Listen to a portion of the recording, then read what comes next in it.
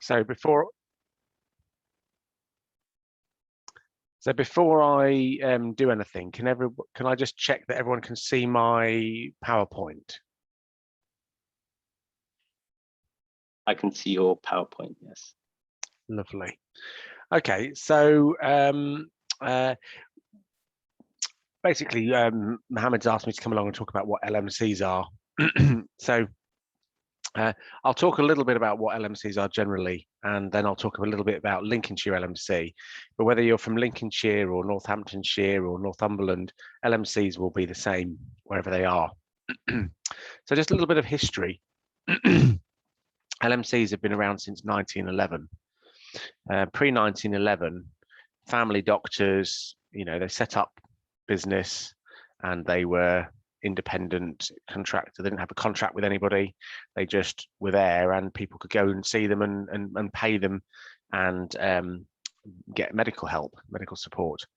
But then in 1911, the government of the day set up health boards, and health boards then sort of were there to regulate what those family doctors were doing. And as a result of that, the family doctors all thought it would be sensible to club together and have a body that represented them, that they could go to, so that the health board didn't have to speak to hundreds of different independent doctors. They could go and speak to one organisation, and that was where the local medical committees came from. So since 1911, LMCs, local medical committees, have been the representative body for general practices for family doctors in England and the rest of the United Kingdom. We became a statutorily recognised body in 1948 with the NHS Act, and at that point, family doctors obviously were no longer independent people just providing services to people who could pay for it. They actually then got a contract with the NHS. And so someone needed to negotiate that contract with the NHS, and that was the LMCs. Subsequent to that, the British Medical Association came into being, and the BMA now negotiates national contracts on behalf of family doctors, GPs. So you have the GMS contract, the PMS contract, and various other contracts that GPs can work under. And LMCs stay there to represent local doctors. So BMA does national stuff, so that's at England level. And you have within the BMA, the British Medical Association, you have GPC UK, which is the General Practitioners Committee UK, which represents all 4 countries. And then each of the 4 countries has its own General Practitioners Committee. So you have GPC England, GPC Northern Ireland, Scotland and Wales, etc.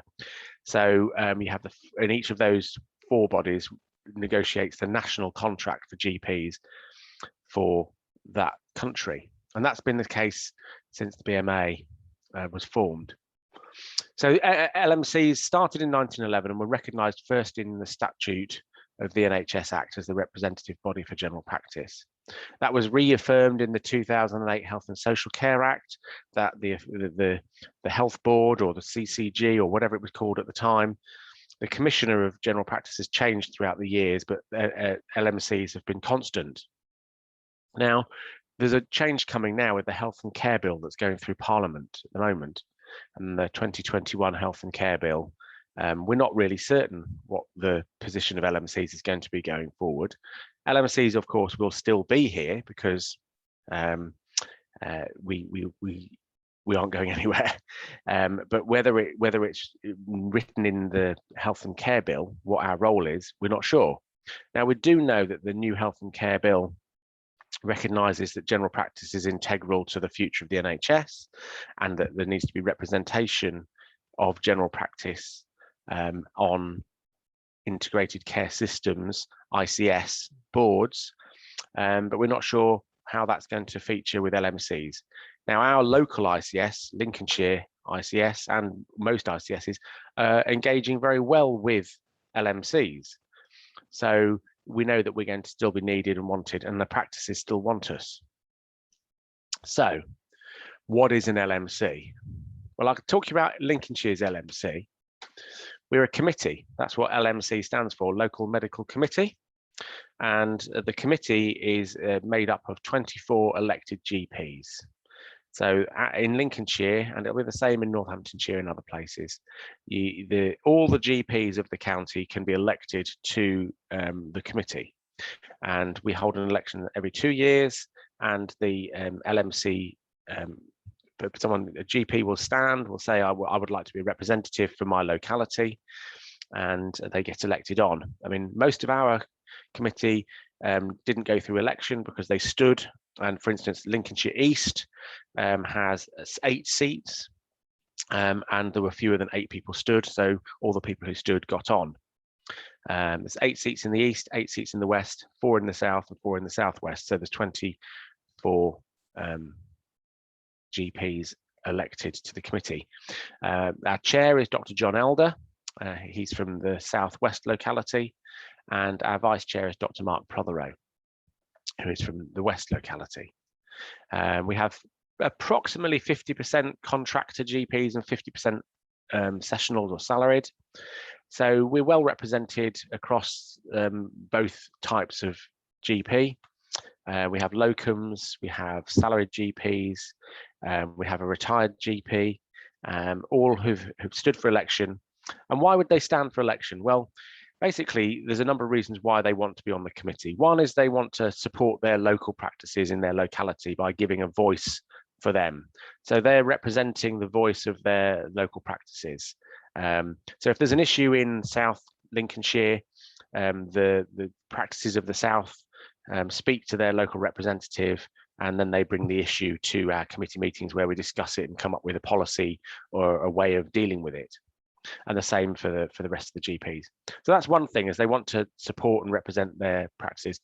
It's also an educational activity, so they'll probably learn about things at the committee and hear about things maybe sooner than you would if you weren't on the committee. So this is for people who like to keep their finger on the pulse, like to be politically active. The other reason that they may want to run the LMC committee is to meet other people, because obviously we do meet. We're having our first face-to-face meeting for 18 months tomorrow. We normally meet for a curry or a meal somewhere, and we have a committee meeting. So we don't just have the 24 elected GPs, we also co-opt some people on who we want to get advice from. So the 24 GPs represent their localities, but we also have some first 5 GPs because we want to know what our younger, newly qualified GPs think about things and also get them involved early. So Dr. Mervyn Wong and Dr. Ola Adegbite are our current first 5 representatives. And they hopefully, when they stop being first 5, will continue wanting to be on the committee and will stand for election.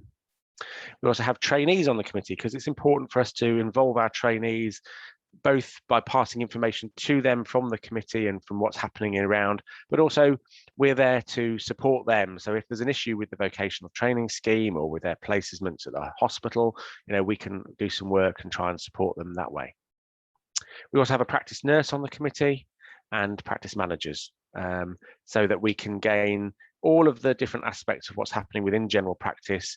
The committee will learn from these people's experience and knowledge, and we can also benefit from that, but also pass information back through them to the people they're representing. The LMC also has a secretariat. That's me, I'm the medical director. We have a chief executive officer, that's Kate Pilton. We have a GP and training lead who's an ex-GP fellow. And we also have some admin people who help us do the things we do. And we also encourage GP fellows to spend time with us. So we've just had Lucy Doddington Boys work with us for a year as a part-time fellow. But now you guys can come and work for us. And currently I've got a lady from the south of the county, Pamela, who is helping me with some work with the Northwest Anglian Foundation Trust. And I've just roped in Dr. Von Shuro to write an article for me for my newsletter. So what we're trying to do is encourage GP fellows to also get involved with the LMC.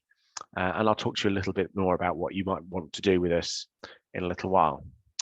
So the LMC Secretariat are all employed by the LMC. So I guess the next question is, how does the LMC get its money to pay me my salary? How does it get its money to pay Kate for her to be chief executive officer, etc.? Well, there's something called the statutory levy. And the NHS Act says that every GP practice will pay to its local medical committee a small sum of money per head of patients. So every year we set what the levy is going to be, and we set it around about 40p.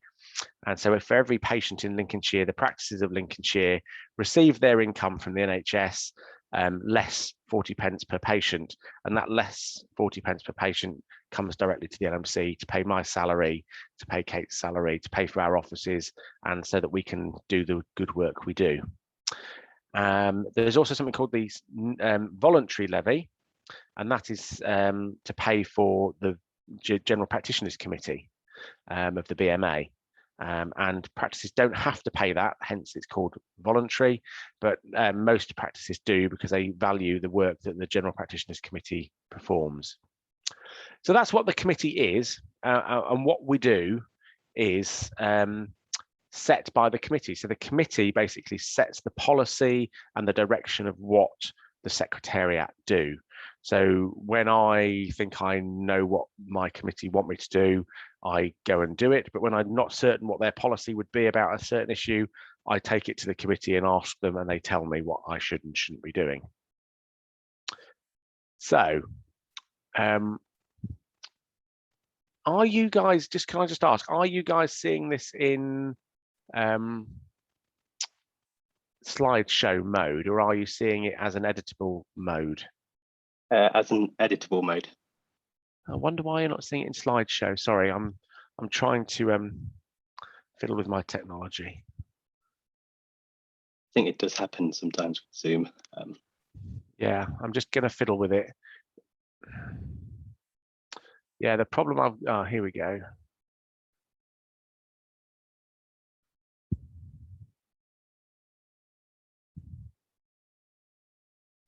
I'm just going to fiddle before I move on.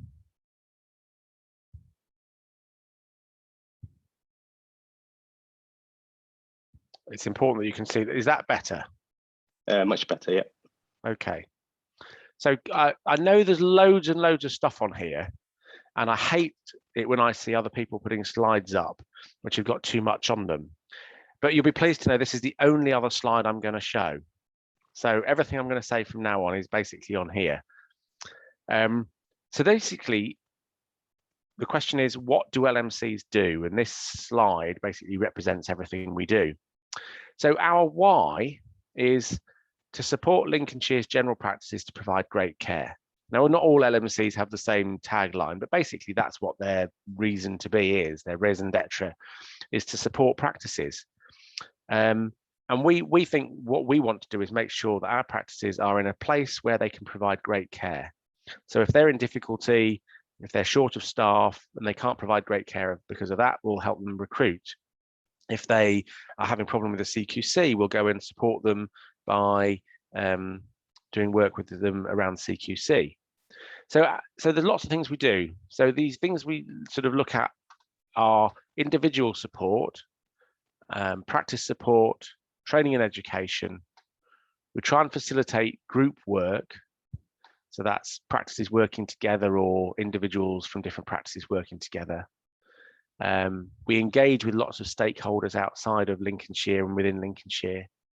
We try and provide patient information, and we also try and inform practices about what's going on.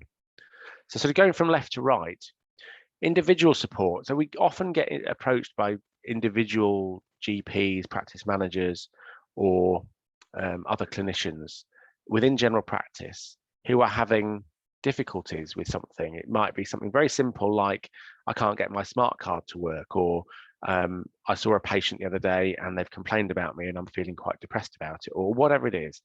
And so there's a number of things we do which are there to try and support individuals.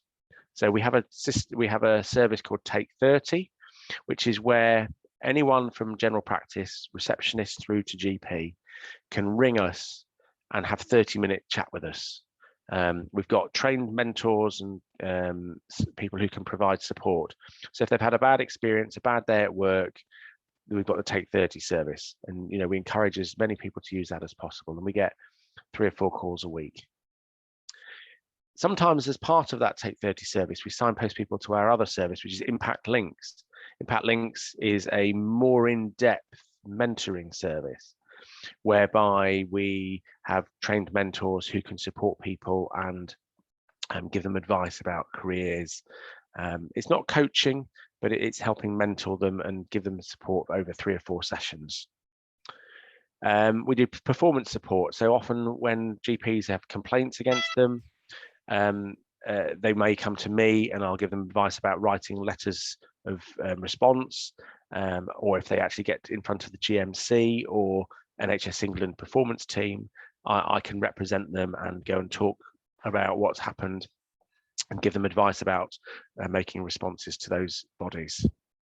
We provide pastoral support, so I frequently get called by GPs who just want advice about careers or moving job, things like that. And I talk to them about that. It's just a listening ear. Sometime if there's a partnership issue, if there's a dispute between 2 sides of a partnership, then we can go and mediate and support one or both sides.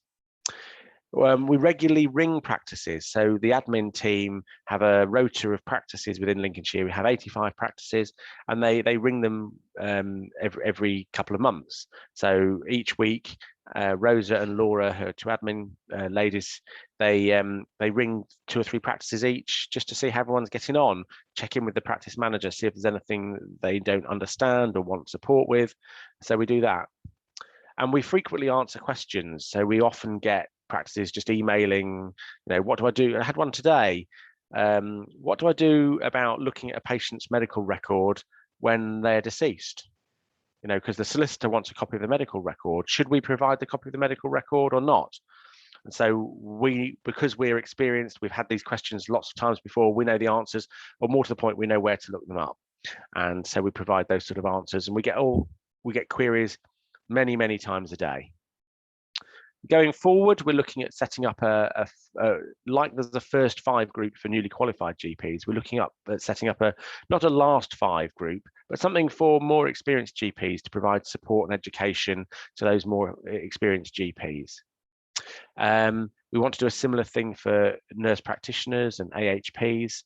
And we're also setting up a first 5 practice managers group to support people who are newly qualified or newly into the role of being practice managers, so that they've got a support network and they can learn from more experienced people. So that's how we do sort of individual support. But we then also do practice support. I've mentioned the practice calls. We also do practice visits. So we have a rota of myself or Kate going out and visiting practices to talk about the work of the LMCs and get intelligence on what's going wrong. We support them with CQC, so we have a checklist of things they should do to get through CQC inspections. We advertise vacancies, and we have in the past done recruitment. So I don't know if you know, we've recruited a number of international GPs from across Europe. We've also done a recruitment campaign to get people to come from other parts of the UK to Lincolnshire. So recruitment is another part of our practice support. We go to the hard to reach practices. So some practices contact us daily. Some practice managers seem to be on the phone every day, which is fine. And other practices, we never hear from them. And we don't have to worry about them most of the time, but sometimes the reason they don't contact us is because they don't want to put their head above the parapet. So we do actively engage with hard to reach practices. We support practice managers with learning how to do appraisal and mentoring, so that they can better support their practice teams. And we're also now going to start developing team building. So within practices, we're going to start doing some team building stuff so that practices, who don't feel that they're working so well as a team, we can support them with that. We're going to support practices with developing a program of clinical team meetings, lean working, and how to improve their practice culture. So these are the things that, as an LMC, we're already doing or about to start doing. And this is only the first 2 bits. So we're already doing quite a lot, aren't we? We do a lot of education and training with webinars, podcasts, conferences. So we've got a conference coming up in November, which is about how to manage unmanageable workload. We've got various IT people coming along to talk about how to use tools for improving your flow within your workload. We've got people talking about managing stress and how to say no. So that's one of our conferences. We also have a practice manager conference coming up. We do one-off events. So in a couple of weeks, we've got an event which is about integrated care systems and what an integrated care system is, because most people have heard of an integrated care system, but don't really know what it's going to be. So what we've done is we've arranged for our local ICS leads to come along and talk. We've got someone from Manchester who's already part of an ICS to come along and talk. I can give my view of what an ICS. Sunil Hindocha, who you hear from later, is also going to be coming along to talk about what the primary care networks think that ICS is going to be. So it's an information event. So we do one-off events. As I say, we do webinars and podcasts. Some of them are clinical and some of them are non-clinical. So it's worthwhile looking at our website and having a look to see what our web podcasts are. We've got one on safeguarding, one about how to do a respect form. I'm trying to think. I've done a couple about common pitfalls that GPs fall into, with medication reviews and things like that. So we do lots of education and training. We do a lot of training for nurses and healthcare assistants as well, immunisation updates, smear updates, things like that. All things that otherwise people would have to travel outside of Lincolnshire to get. We facilitate group working. So when practices come to us and say, we're thinking of merging, what should we do? We support them through that. We've got a checklist of things that they should do and help them through that process. We negotiate with the commissioner, the CCG, about how we can get practices to merge. We, when PCNs were forming, we were there to mediate between practices so they could get an agreed method of working together. We're involved in supporting coaching and mentoring within teams, as I said before, team building. So that's sort of facilitating group working. We also have a lot of engagement with other organisations. So in our supportive and representing role, lots of organisations don't want to go to the 85 practices in Lincolnshire and find out what each individual practice thinks. They come to the LMC to see what our group view is.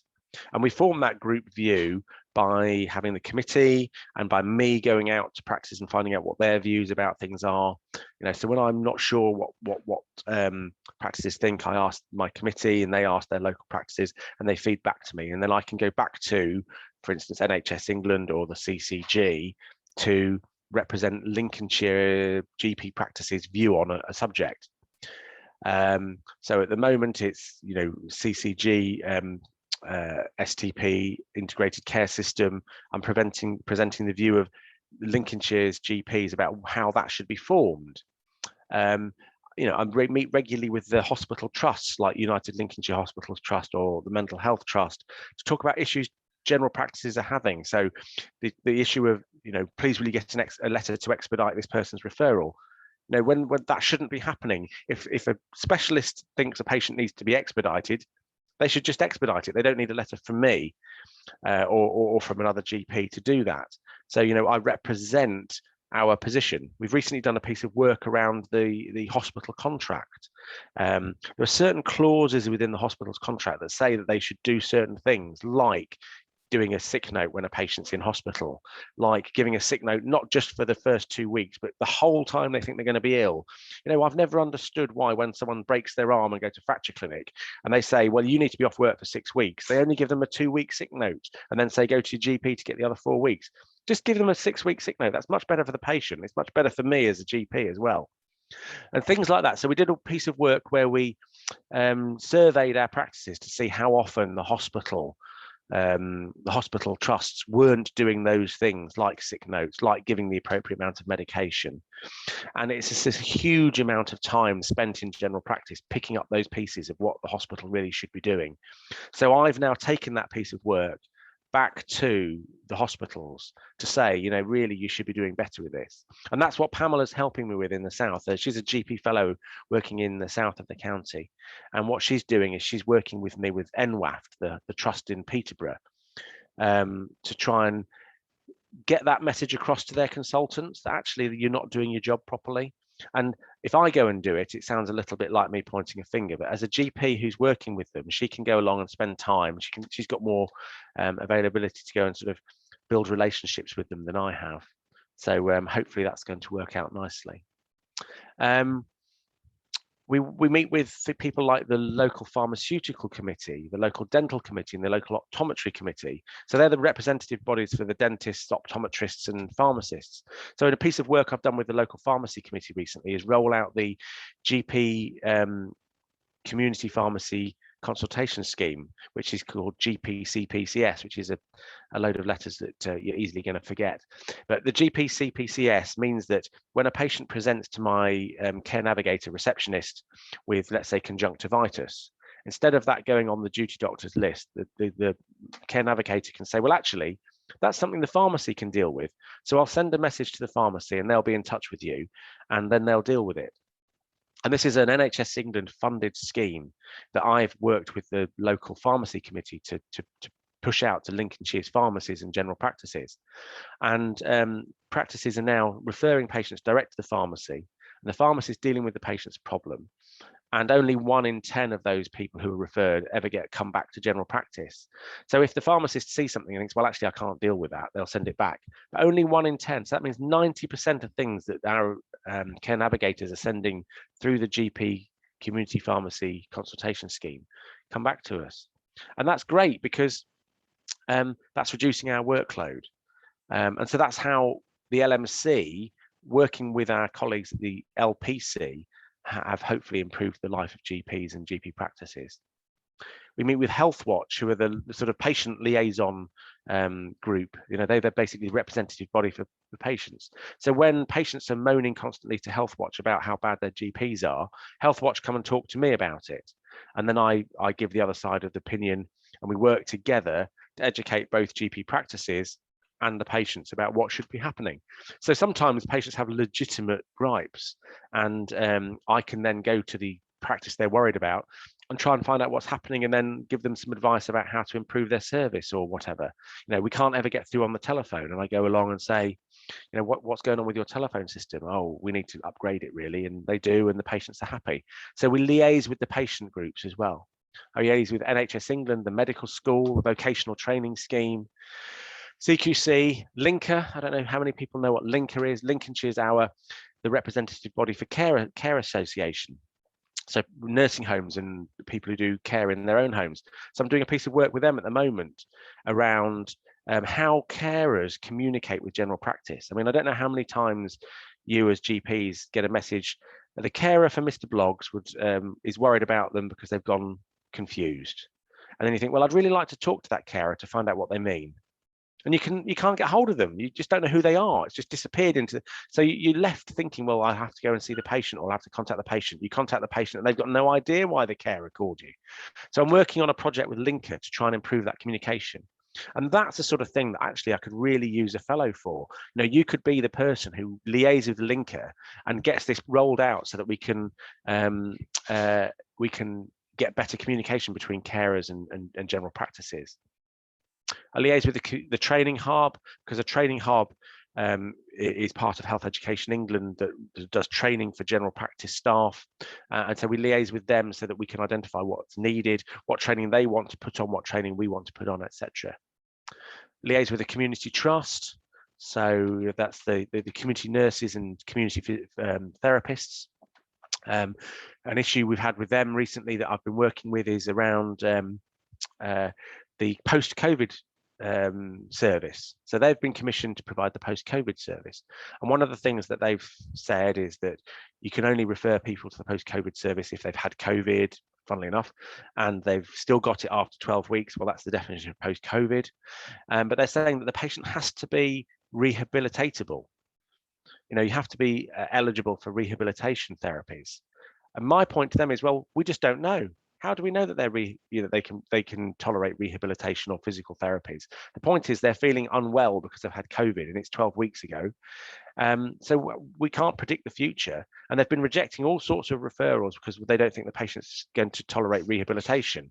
And my point to them is, when I make the referral, I think that they possibly could, and it might not be the same rehabilitation that I, as a fairly fit 50-year-old, could do. Now, this 70-year-old might not be able to do the same physical therapies as myself, but I still think they can do something. And so it's really up to them. So I liaise with them to try and improve processes so that patients get a better service.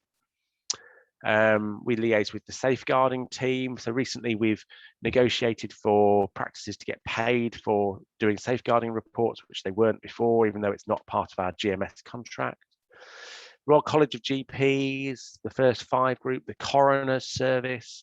The Coroner Service is, I don't know if people know that soon all deaths are going to have to be looked at by a medical examiner, which isn't part of the Coroner's Service, but it's a new service that's being set up. So the LMC is saying, well, actually, if that's going to happen, we need to have a good system of communication between general practice and the medical examiner's office.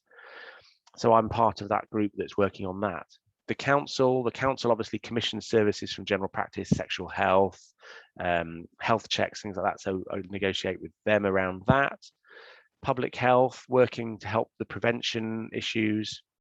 I talk to other LMCs, so I regularly meet. I met today with Derbyshire, Nottinghamshire, Leicestershire, Northamptonshire LMCs and East Midlands Ambulance Service to talk about issues that the ambulance service is having at the moment.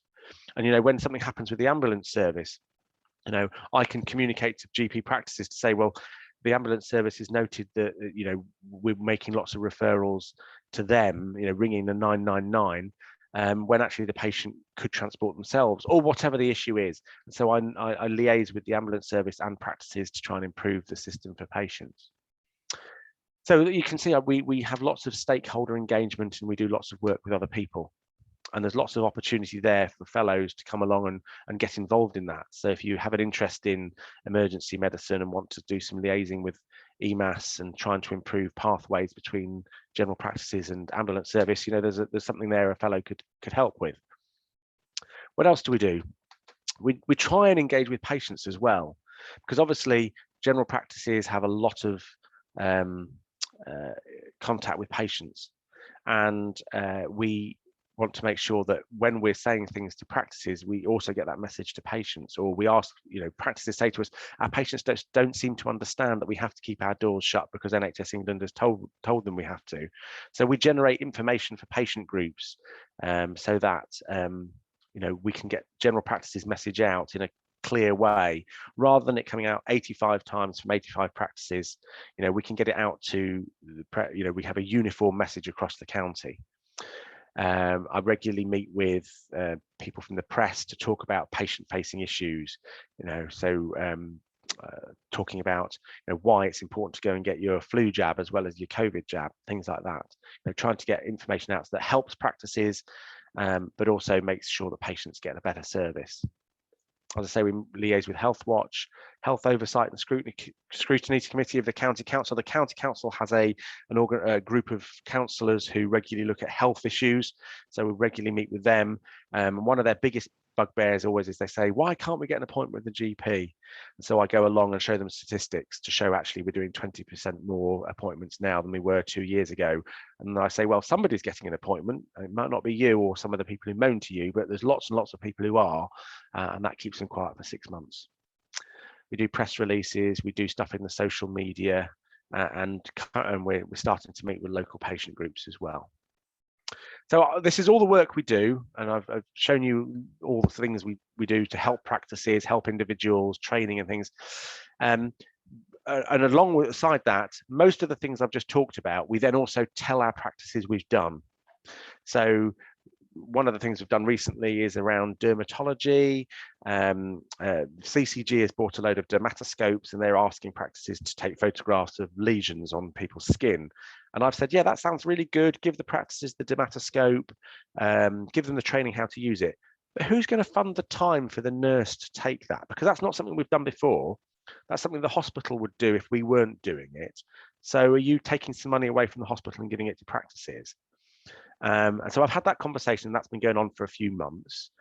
And now we're telling practices that's the conversation we've had. So we inform practices about the work we're doing we have a newsletter. We do a frequently answered questions thing. So when there's a hot topic like COVID, we currently produce a COVID frequently answered questions. So practices start sending us questions and we go, yeah, all the other practices will probably have the same question. So we put out a document about frequently answered questions. And we're always looking for people to help us write things like that, write articles for the newsletter. So if you have an idea for a newsletter article, let me know, and I'm more than happy for you to do the work for me. We do email campaigns. So when a really hot topic arises, we send an email out to practices. We do a weekly update. So we publish stuff every day on our website. And then once a week, we tell the practices what's new. And then once a month, we produce a newsletter, which then repeats what we've said in the weekly updates. It's just so that it goes out in multiple ways. As I say, we do one-off events. So when we need to inform practices about things like the ICS or in contract change, we'll do an event so people can come along and listen to that. And then, of course, we do podcasts and webinars as well, which I've mentioned already about education. But we also do podcasts and webinars about contract changes or things that are happening in the wider world. So as you can see, as you can hear rather, we do a lot. We do a lot basically to make sure that general practices feel they're supported and represented, but most importantly, so that general practices can continue to provide the good service they do for patients. And in all the work we do, we come back to, well, what's best for the patient? So when I mentioned earlier about the Med 3 and the hospital not giving them the Med 3, I think if I get a letter from, a patient rings me up and says, oh, I went to the hospital and I was in hospital with appendicitis and they give me a week's sick note and I still can't go back to work. Can you give me a sick note, doctor? I write the sick note because that's what the patient needs. But then I also write to the specialist at the hospital and say, I've done this person a sick note, but really you should have given them 2 weeks and not 1 week to try and educate the specialist the next time. And then what I also then do is I then go to the CCG and say, there's a pattern here where they're not writing sick notes in the hospital. Can you please sort it out for me and hit them with a contractual stick? So at the heart of everything we do is making sure that the patients of Lincolnshire are getting a better service from their GPs.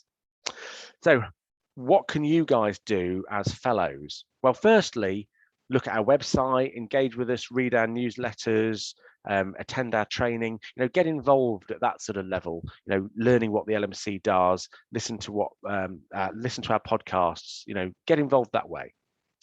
You could, as a fellow, stand for election to the LMC committee and spend 2 years sitting on the committee and giving your opinion, learning from it, supporting your local practices with the information you gain from the committee. That would be really good. We'd love to have some GP fellows, some people standing. There's elections coming in January, so if you want to stand, do that. If you're not sure and think you might want to stand or whatever, you can always come and observe a committee meeting and see what it's all about. Our first one's tomorrow. It's at the Agro in Sleaford, and we're having curry. So it's always good to come along. And if you're not from Lincolnshire, I'm sure your local LMCs are the same. So you can engage with the things we do. You could become a committee member, but if you want to actually come and do some work with us, let me know. Just email me and say, actually, I'd quite like to come and do some work with you, and we'll discuss what your interests are. And if anything I've said here just pings them, you think, actually, I'd quite like to record a podcast. We can work out a podcast that you want to write. If you think, well, actually, I'd be really good at writing some articles for the newsletter. There's some hot topics I'd like to get involved with, or it really annoys me when such and such an organization does such a thing. I'll say, well, if it annoys you, you can go along and represent the LMC with me, and we'll go along and talk about it with that organization and see if we can change what they do. Okay, so that's what the LMC does, and that's what you can do to help us if that's something you're interested in. And my email address isn't on there, but I'm sure that Mohammed can share it with you at some point if that's what he wants to do. Yep, I'd be happy to do that. Thank you, Kieran. That's very in-depth. The first thought in my head is how on earth do you get time for all of that? That just seems a ridiculously large amount of stuff to do. Well, you got to remember, it's not just me. There's Kate and there's the rest of the team, and so we work as a team to do all of that. And also there's the committee. So when I can't attend certain things, I do ask the committee to represent me, or represent themselves rather. So the chair does go to things on my behalf, and other people go along as well. So it's not just us, but it is a busy life, but it's really rewarding because you get positive feedback from practices who appreciate what you do, but more importantly, you see that patients are getting a better service, and that's really what we're here for. Yeah, absolutely. I do have some questions, but I'll let, if anyone else has any questions, feel free to just unmute and speak, or you can use the chat if that works better for you. But I'll start with one, which I know is relevant to a lot of new to practice fellows. And I know you don't necessarily do this yourself. It might be impact links more so. But what's the difference between sort of coaching and mentoring services that are provided? Well, coaching is helping people move further on and change things. Mentoring is, and it's getting people to find the answers themselves about where they want to go and what they want to do. Whereas mentoring is being like a big brother, I guess. Is being you know, a shoulder to, not a shoulder to cry on, but someone to lean on and get advice from. Right. Okay. Whereas with coaching, it's much more driven by yourself, but facilitated by the coach. Okay. Which is why coaching takes longer and therefore is more in depth. Mentoring is easier to do in shorter sessions, because basically you give more answers or more experience from your own world. Okay. So the mentor would probably be someone more experienced who has more answers, I guess, whereas the coach is making you find the answers yourself. So the skill of the coach is they don't need to actually be of the same profession or even of the same sphere of employ as the person they're coaching. They just have a skill of getting the person to come up with the answers themselves and identify the future path. Whereas a mentor is much more likely to be someone who is of the same profession, probably more senior and experienced. Okay, yeah, got that. I had a few other questions, but I don't think we'll have time for all of them. The other questions I wanted to ask is, what sort of thing do you think you've had some success with when you've been liaising with secondary care in terms of sort of workload that's been passed on to primary care? Have you had any successes, or one of the things I think I'm most happy with is we did a video for the Secondary Care Trust in Lincolnshire about what a good electronic discharge is, and there's 4 or 5 GPs from Lincolnshire talking about what they want to see and what they don't want to see in an EDD. And that is now part of the induction for all junior doctors at the hospital. And certainly when we first introduced that, we saw an improvement in the quality of EDDs. Slightly slipped, and I think the pandemic has had a big effect on the workload dumping from secondary to primary care. But hopefully we'll get back to where we were, the direction of travel we were before. That sounds quite a innovative way of making a change. It sounds really good. Another question I had was, so if new to practice fellows, I'm just trying to choose which question to ask because I've got too many in my mind. But what I'll ask is, what sort of issues do newly qualified GPs approach the LMC with the most that you've come across over your time? What are the main sort of themes that represent the issues they have or the challenges they have? So finding a job in the first place. So they're coming towards the CCT and they want to find a job and they don't know what to do.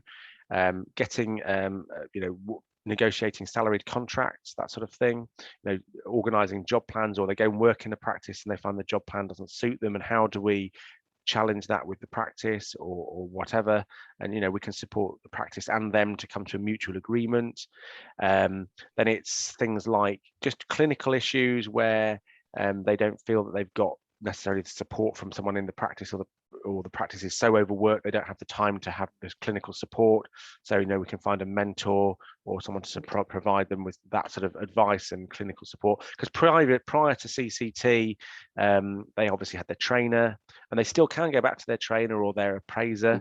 That's another thing I have is, what is appraisal? How do I get involved in appraisal? Am I doing enough? I can generally reassure them that they're doing a damn sight more than I was. So those sort of things are common themes that new to practice fellows come to me with. Okay, excellent, great. We'll leave a few seconds for anyone else to jump in with any questions if they want to. Otherwise, I think Sunil has joined us, and then we'll get started with his talk so we don't run too late. Okay. Well, thanks for inviting me.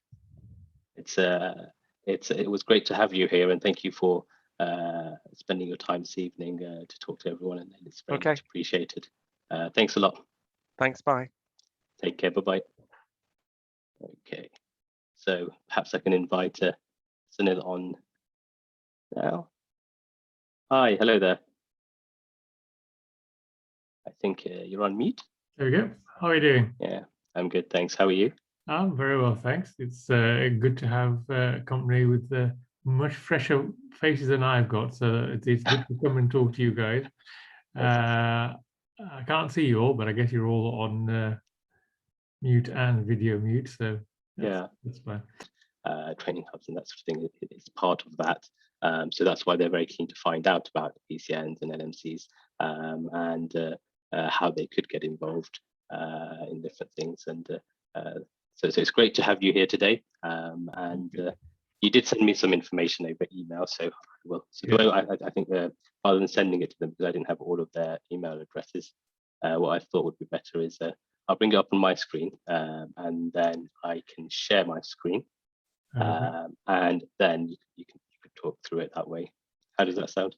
Yeah, that's fine. So if I may, I just start with PCNs and the PCN Alliance. But I really would like to just touch base with you on an up and coming initiative, which I think would be great for you guys to get involved with, which is something called the Clinical Directorate in the up and coming ICS in Lincolnshire.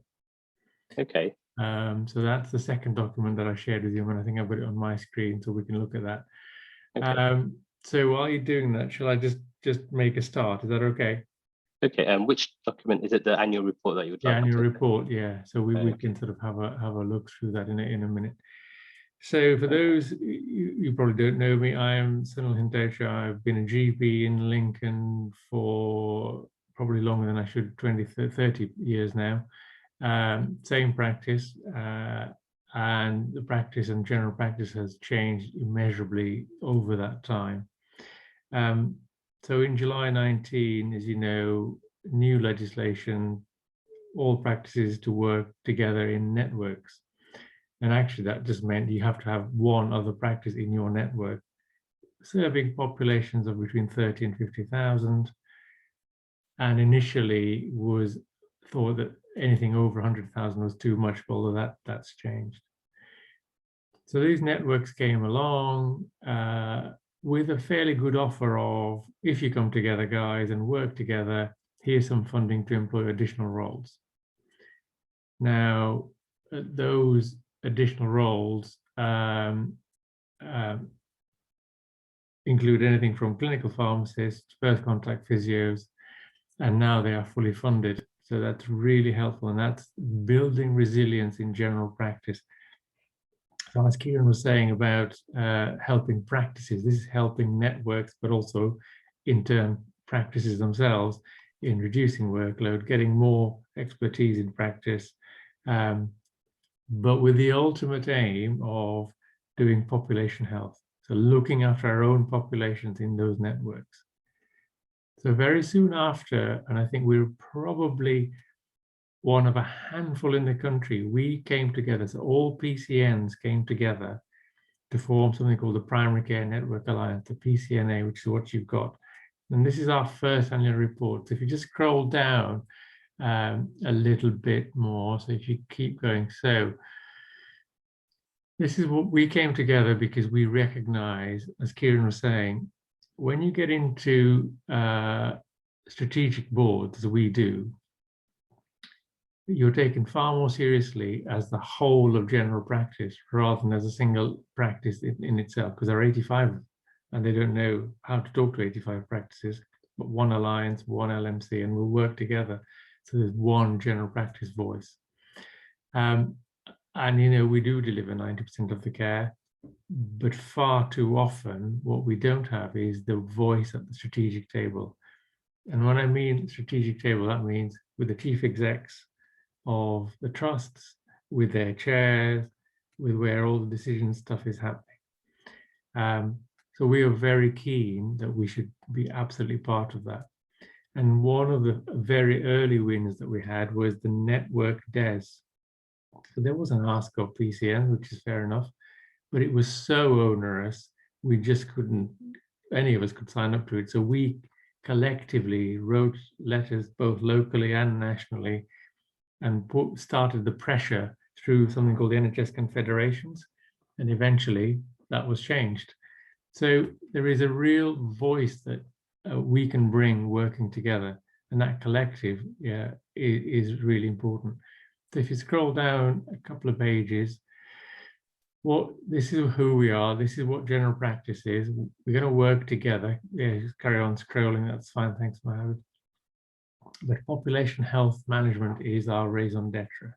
So in essence, each PCN is serving a local population of 30 to 50,000, will understand what that population health need is, and then develop the services around that with a very clear mandate that the clinical director of each primary care network is directing what's happening in their patch. And that's very clear, and as the ICS develops that, and we are very clear that it should be governed, exercised, mandated through the clinical director. So we have clinical directors in all PCN, some have two, who jointly run it, so have joint posts, some of us have one. So that's how we started, and as you can see, we've got between 29, so just under 30,000 to 77,000. And at that point, when this annual report was written, we had 13, and it's now going to become 15 because of geography and lots of reasons. Things have moved on. So as you scroll down, you'll see some examples of some work that we've been done, so the case studies. So how we supported care home residents with our enhanced health and care home, some of you may come across. Development of clinical pharmacists who are really helping with our medicines management. You know, my personal ambition is that really we shouldn't be spending any time doing medicines tasks. That's, you know, something you are much better leaving to somebody else so you can concentrate on the stuff that you really want to do. So if you carry on, we'll see that public health got involved. And we got to a place where we began to understand our populations. So in this report, you'll see each PCN has their own population profile, and you might have come across something called the Global Burden of Disease Index, written up in the Lancet, and we're using that to try and find out what the true need of our population is. Those were the PCNs, and virtually all of them are on that. There's a slight change in the East Coast. The East Lindsey is going to become 2. Those are all the practices, and I guess if you're working in a practice in Lincolnshire, you'll be part of one of those. So you will be part of a network. I don't think there's any now practice that sits outside of it. So as you move further down the report, you will then begin to see the profiles, and this is what each of us has a profile. So Apex is works in Lincoln, covers the practices that it says, Birchwood, Bootham et al. Gives you a background of what they've been doing, some of the stuff they've been getting up to, and just shows how they're building the workforce so they can help practices, but also really focus on populations. So, and those you can sort of look at leisure, but right towards the end of this, you'll see that you will get a feel of what populations our data looks like. And the reason for doing that is we assume that there is a indefined need for the population, and we are there to meet everything and anything.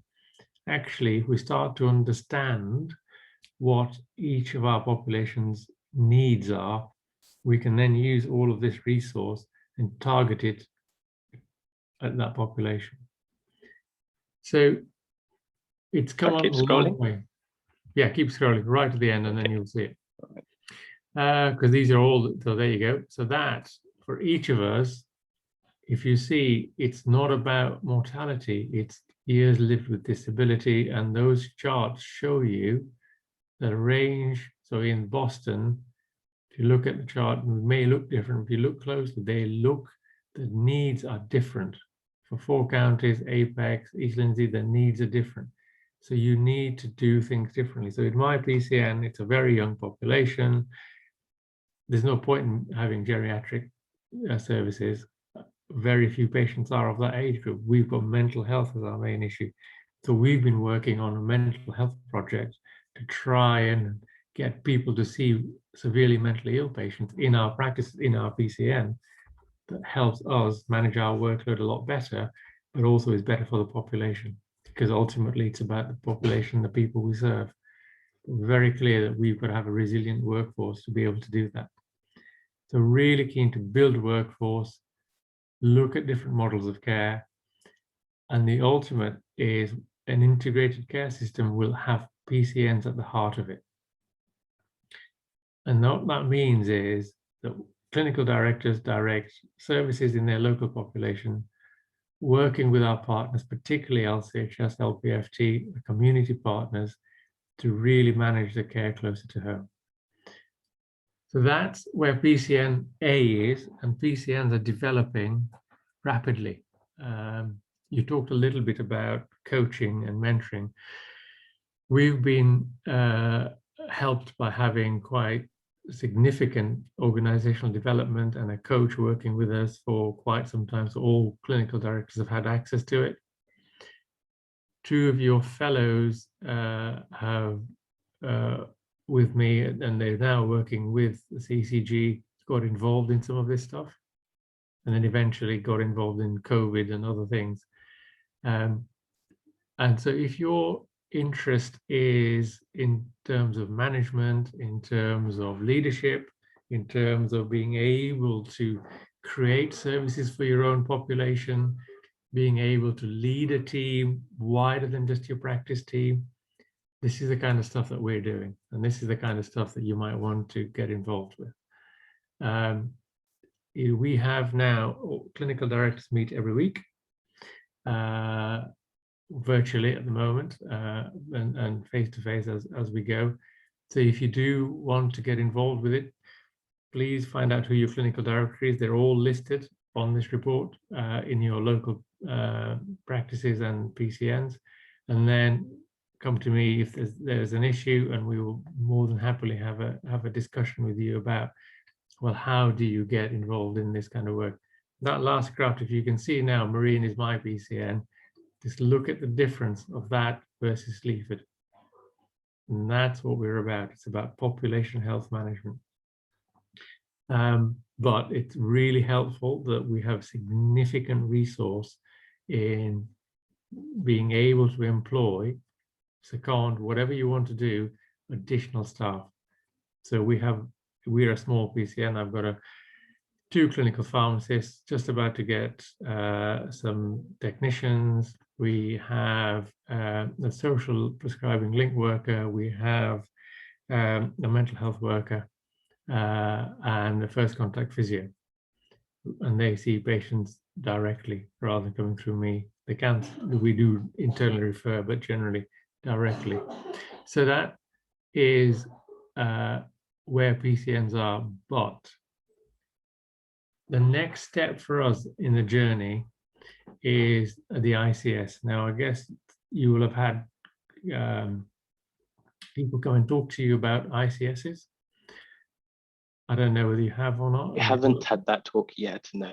Okay. But Kieran did broach that topic, and I assume based on Nature Practice Fellows will have come across it at some point during their induction.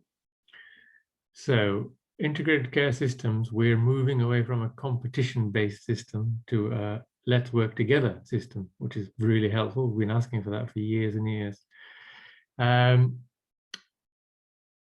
It's progressing rapidly. So if you go on the NHS England website, you will see guidance coming out of your ears at the moment because it's developing fast. The ambition is a shadow form. So CCGs go, done. We shadow form from October, new team called an ICS body, which is the NHS bit, and then a partnership board, which is working with social care. that will legally come into effect on the 1st of April next year. So it won't be CCGs anymore, there'll be ICSs. But all the documentation says that the heart of every ICS is PCNs. So these are the building blocks of the ICS. So people recognize that general practice is really important for any system, any healthcare system to work. General practice has to work really well, but it needs support. It needs Can I ask resources. a question? Sure. So when you say general practice will be at the heart of ICS, what do you mean? Will the clinical directors be leading the ICS, or how does that work? So in the guidance it says there should be a clinical voice in the ICS, which I'll come to in terms of the directorate in a minute. But every clinical director should have the ability to try and call on resource to manage their population. Okay. So as you do in your practice, you basically run your practice for your practice population. Now broaden that to a network, and you have a clinical director with a team. It's not just one person, it's a team, who then begins to call in on other partners and say, look, actually, what I really need to do is arrange mental health services. I need a resource. I need, people to come and work with me because here's my population. We showed this. This is what it looks like. I need an FCP because musculoskeletal problems are a huge need in my population. That's what we mean by being at the heart of it. So early days, an awful lot of work to do. But working with Kieran, the LMC, general practice as a united front, I think has a real benefit, and I can see a real positive coming our way. But we do have to coordinate, we have to work together, we've got to work with partners. So that's PCN, PCNA. I'm happy to stop before we move on to the more bits about the ICS, if you wish. Okay.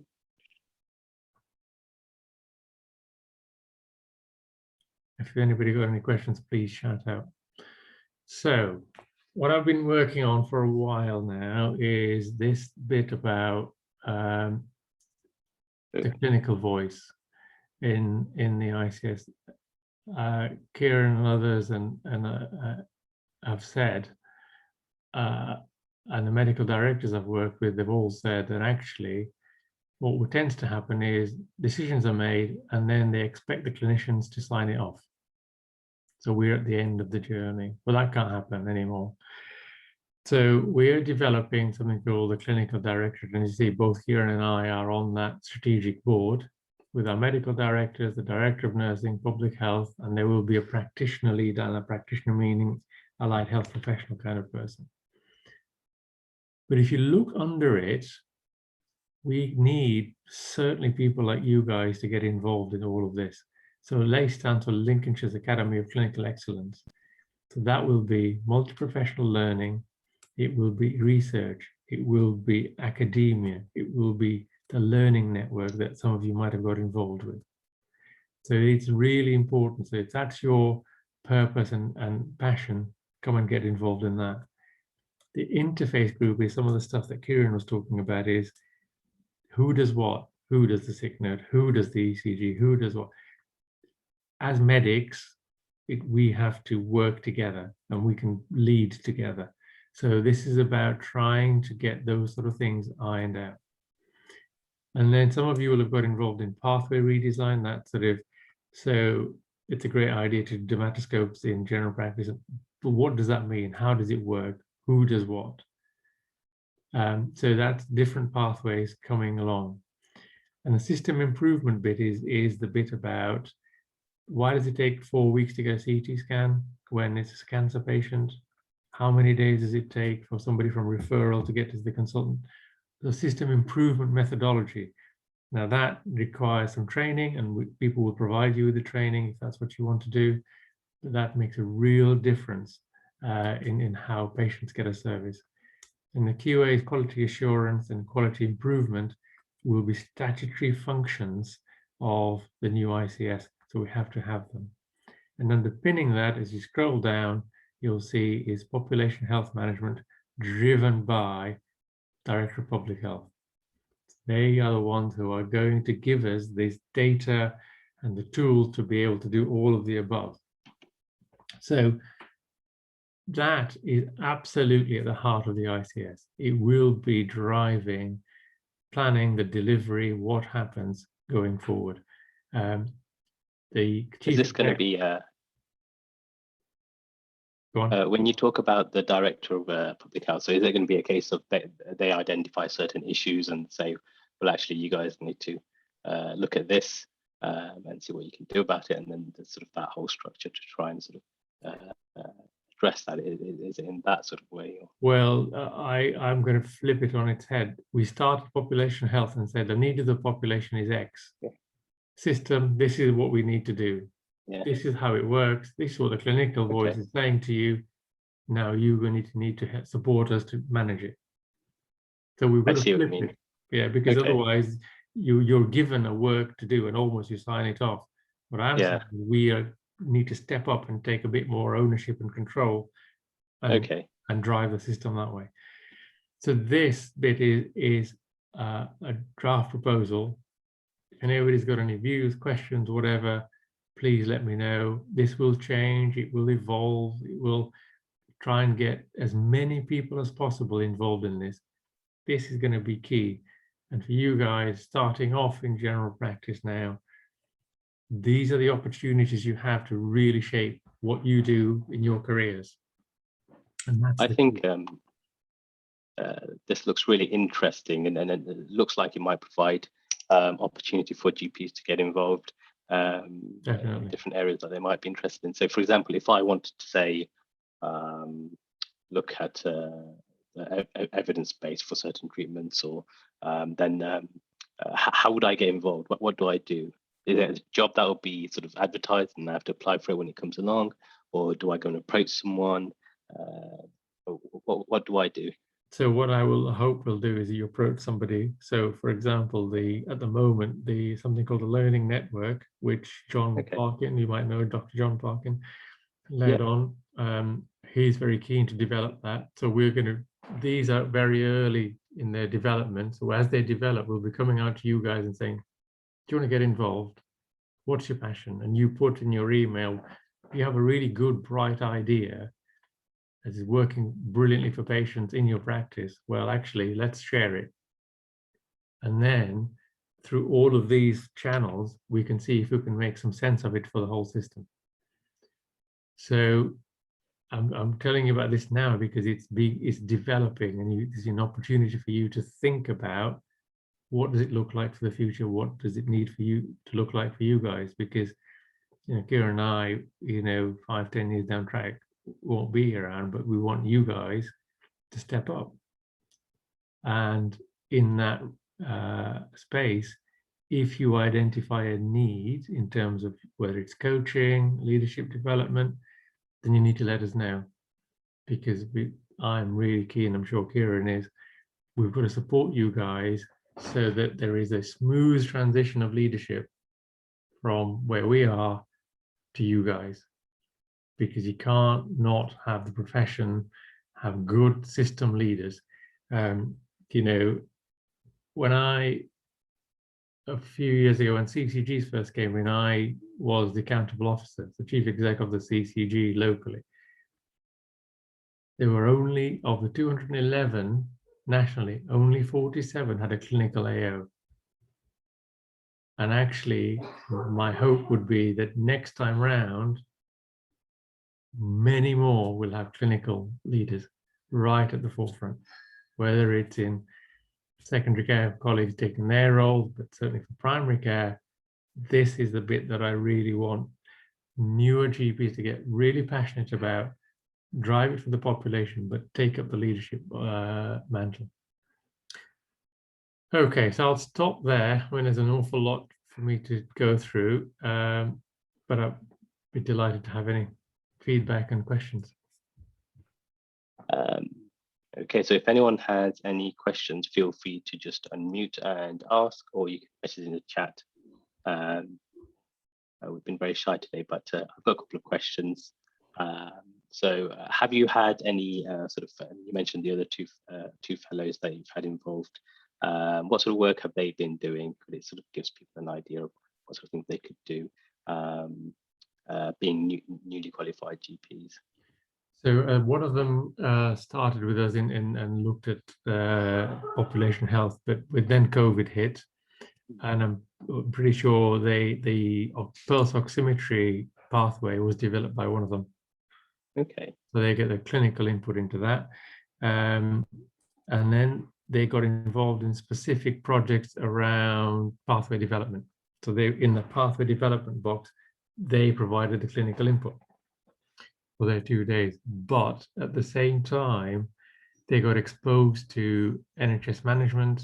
They got exposed to how NHS structures work and leadership development, because there is the irony of this is, while we think the NHS has one language, there's a separate parallel language that happens in NHS management. So you need, if you're going to do this sort of work, it's quite helpful to understand that language, understand the dynamic, understand the structure, then you can work with it. Sometimes our frustration as general practitioners is because we don't quite know how the NHS management structure is functioning. And then you can't engage with it properly because it's almost like they're playing rugby and we're playing football.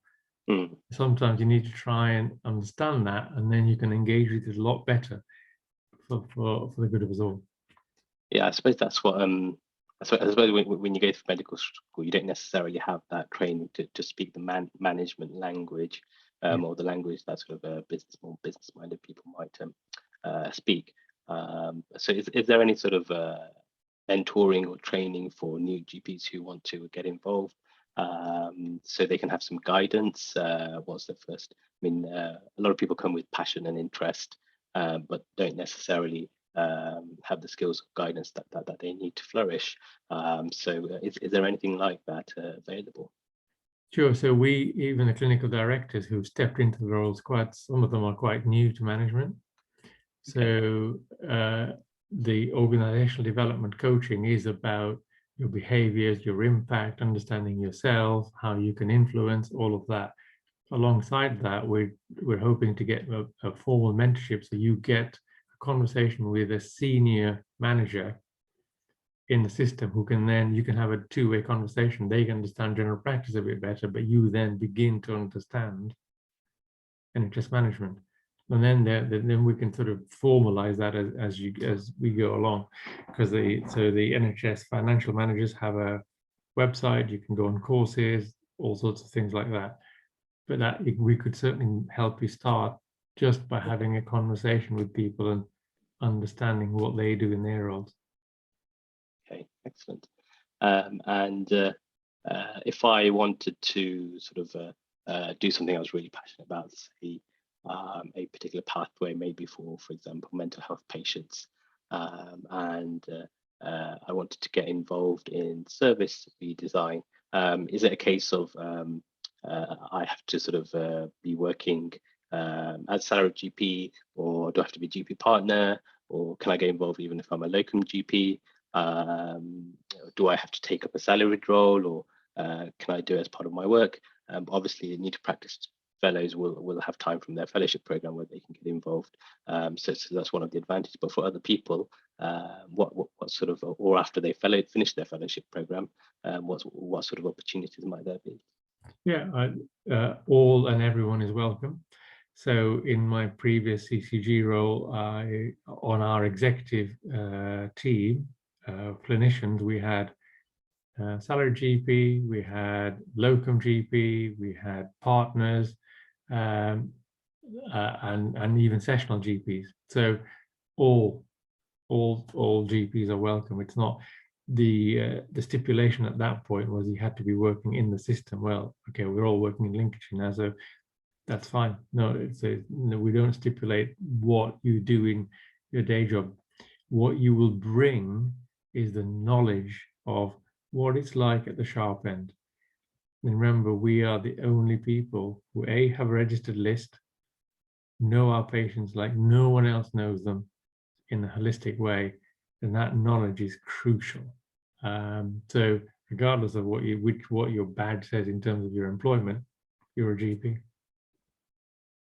Absolutely. No, I think that's certainly the biggest main strength of GPs is knowing the patient as a whole. Absolutely agree with that. Okay, well, if anyone else has any questions, thought of any questions, feel free to ask, or otherwise we can end the session. Thank you very much, Sunil, for spending your time this evening.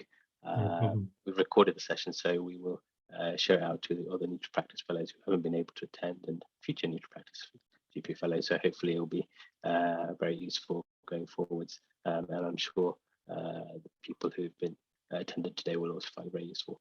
Thank you very much for spending your evening. I'll be delighted if you anyone wants to be in touch. My email address is on the annual report. The next annual report we will definitely circulate to you guys, as with everyone else. And if you want anything other information on PCN Alliance, email me, talk, give me a call, and be happy to do so. Excellent. Thank you so much. We've got lots of thank yous for everyone in the chat. So clearly very much appreciated. Great. Thank you. Take care. Bye-bye. Bye.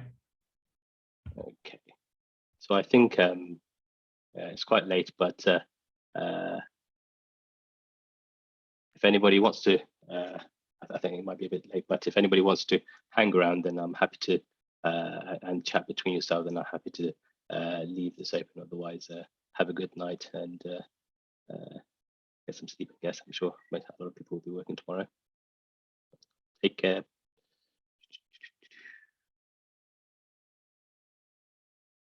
I'm going to stop the recording now.